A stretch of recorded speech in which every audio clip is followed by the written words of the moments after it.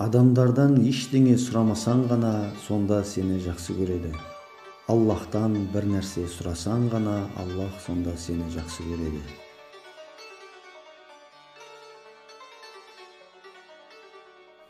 Бірнеше күндік өмірге алданып, Аллахтың хұзурында ұятқа қалма.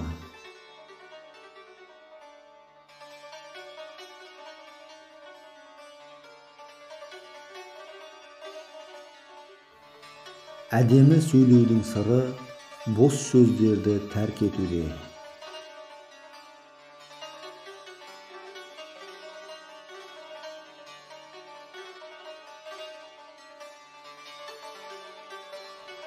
Қабірге дайындықсыз кірген теңізге қайықсыз шыққанмен бірдей.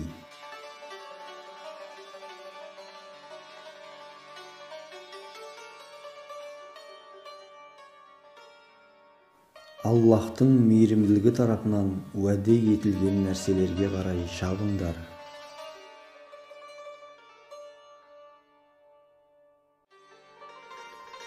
Егер Аллах сізге жолыңызды ашса, оны ешкім жаба алмайды.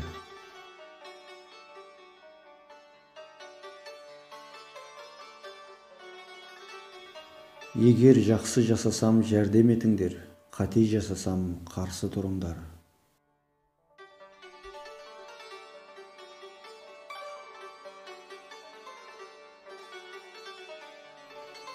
Ағайынның арасына түскен дұшпандық, орманға түскен өрттен айырмашылығы жоқ.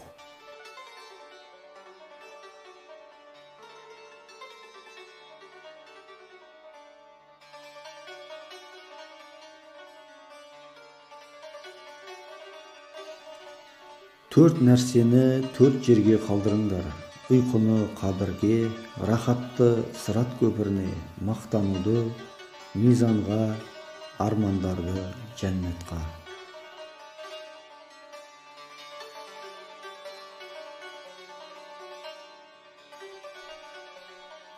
Хазіреті Абу Бәкір бір күні жаңғаққа таласып төбелесіп жатқан балалардың арасына түседі.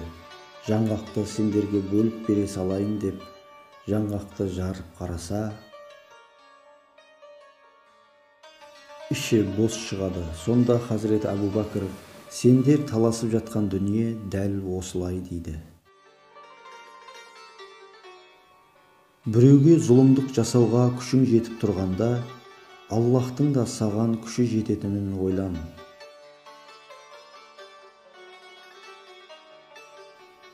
Мүмкіндіктер бұлттар іспетті, лезде келеді, лезде кетеді.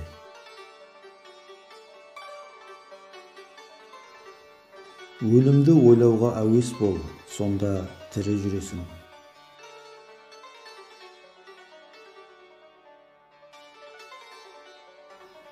Тәубеңді 70 рет бұзсаң да, тағы да тәубе ет.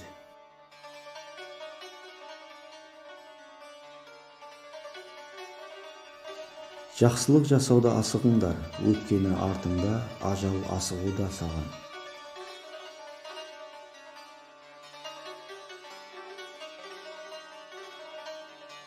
Шағым айтып жылаған қаншама күндерім болды, уақыты келгенде жылаған күндеріме жыладым.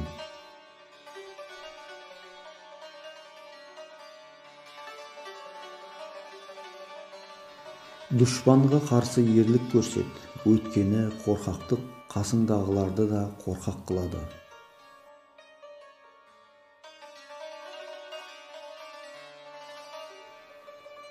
Көршіңмен дауласпа, қонақ кетер, ол қалады.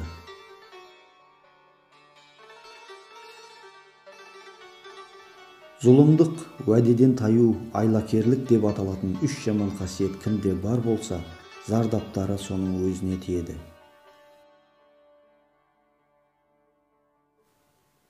Кемел адам кешірімді болуды міндет деп, жақсылық жасауды парыз деп біледі.